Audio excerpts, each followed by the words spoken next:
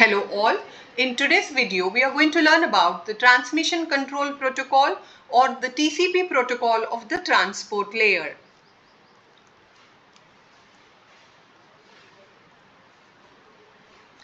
The Transmission Control Protocol is a connection-oriented, reliable process-to-process protocol of the transport layer. If you remember, the IP protocol of the network layer was called as a best effort delivery protocol, which would only provide delivery of packets from host to host. But it did not guarantee the reliable delivery of packets. The feature of reliability was missing in IP protocol. It was the job of the layers above the network layer to provide those services.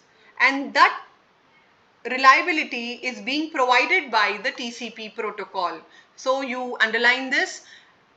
TCP adds connection oriented and reliability features to the services of the IP protocol. What are those services that TCP provides to the processes at the application layer? Process to process communication. The transport layer is responsible for communication or delivery of packets from process to process using the well-known port numbers. It provides full duplex communication. What do you mean by full duplex communication? We have learnt about modes of communication in unit 1 about simplex, half duplex and full duplex. In full duplex communication, the data can flow in both the directions at the same time. So TCP offers the full duplex communication where to provide this full duplex communication, it makes use of sending and receiving buffers where the segments can move in both the directions, which we will learn. Connection oriented service. Now, as I told you that TCP is a connection oriented protocol, meaning whenever processes will communicate or whenever there is delivery of packets between the processes, a particular connection is being established between the source and the destination. A virtual connection is established, then the data transfer will take place. Once the data transfer is completed, the connection is terminated. So these are the three steps that we do when we want to communicate. Connection is established, data transfer takes place, and connection is terminated. Then the next service it provides is, it provides reliable services. The reliable service in the sense it will provide error control, it will provide flow control, error control using checksum, it provides error control using retransmission of lost or corrupted packets, it provides acknowledgement policies and timers. It also uses the features like byte number and sequence numbers and acknowledgement numbers to ensure reliability. Then it offers stream delivery services, meaning it will deliver a stream of bytes and later the stream of bytes will be encapsulated into, will be grouped into segments. Then, as I told you that it provides full duplex communication, and to ensure that you have full duplex communication provided by TCP, we require sending and receiving buffers at the source and the destination machine. So the TCP needs buffers for storage because the sending processes and the receiving processes may not work on the same speed, or they may not read or write at the same speed. So the data has to be temporarily stored in a buffer at the sending side as well as at the receiving side. That is why we call them as sending buffers and receiving buffers. Basically, the buffers are implemented using a circular array where each location in the array carries 1 byte of information. Let me show you this with a diagram. The sending process maintains a sender buffer and a receiving process maintains a receiving buffer.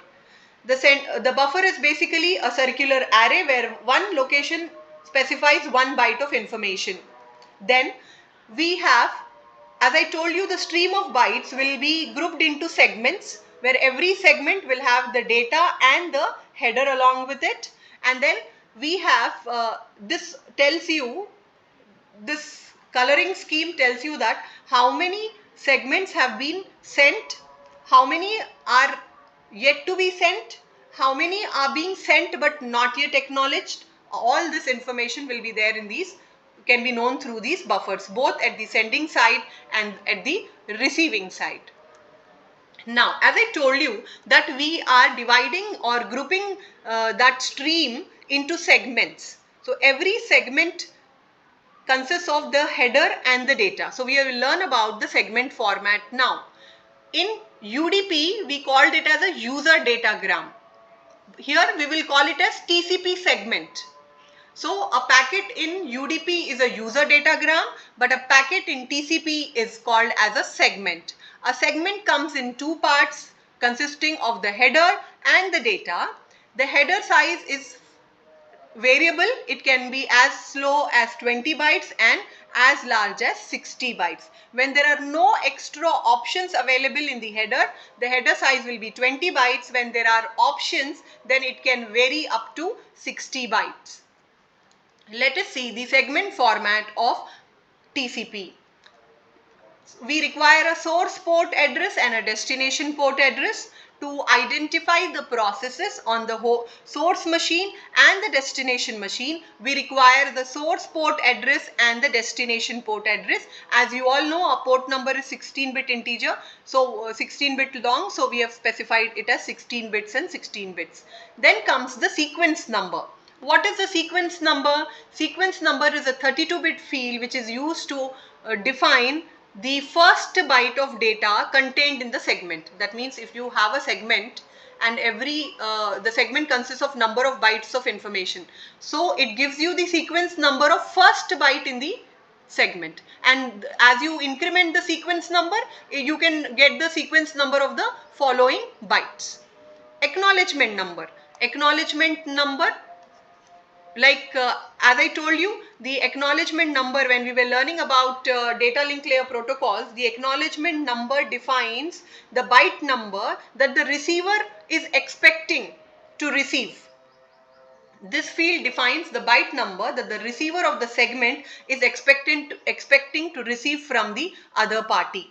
And basically, if you remember, the acknowledgement and data are piggybacked together. I told you about piggybacking. Piggybacking is a concept where we will put the acknowledgement of a particular frame in the data packet itself. That is called as piggybacking, where the acknowledgement will get a free ride in the data frame. Then we have the header length. The header length is of 4 bits. That means I can have a header length of, if the value of the header is 4-bit field, 5 4s are 20, the size will be 20. If the value of the header field is 15, it is 15 into 4, 60 bytes long.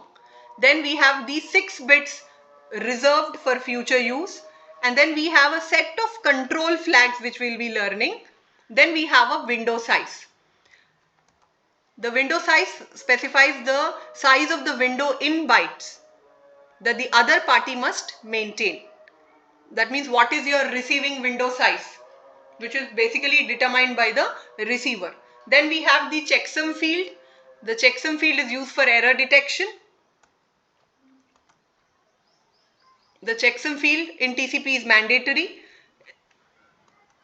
Then comes the urgent pointer. Now this is interesting. The urgent pointer is a number when basically used when the urgent flag here is set to 1.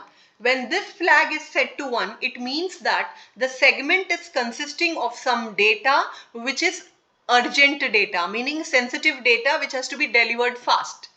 Okay, so now this, how do I reach to that urgent data? If this urgent pointer number is added to the sequence number, we reach to the end of the urgent byte. You can see here, the urgent pointer is valid only when the urgent flag is set to 1. It basically contains urgent data. The segment basically, when it contains urgent data, the urgent flag is set to 1. This basically is a number that must be added to the sequence number so that we can obtain the urgent byte in the data section. Then we have the option field, which is optional. Okay. And let us talk about the control flags now. Here we have control flag called as urgent, which is equals to 1 when we have urgent data in the segment. Then we have a flag called as acknowledgement, where when you are receiving an acknowledgement, this flag will be set to 1. The push flag PSH is equals to 1. When if this flag is set, it means that we are pushing the data onto the connection. RST reset, when this value is equals to 1, that means we are resetting the connection. We have a flag called as SYN, synchronize. When you would like to synchronize between this sending and receiving device in a connection, then you will send the SYN flag is set to 1 when you want to synchronize the sequence numbers. Then FIN flag, that is the finish flag. When you want to terminate the connection, the finish flag will be set to 1. So these are all the control flags of your segment, TCP segment format. So in this video, we have learnt about the TCP protocol, the services it provides, and the TCP segment format. Thank you.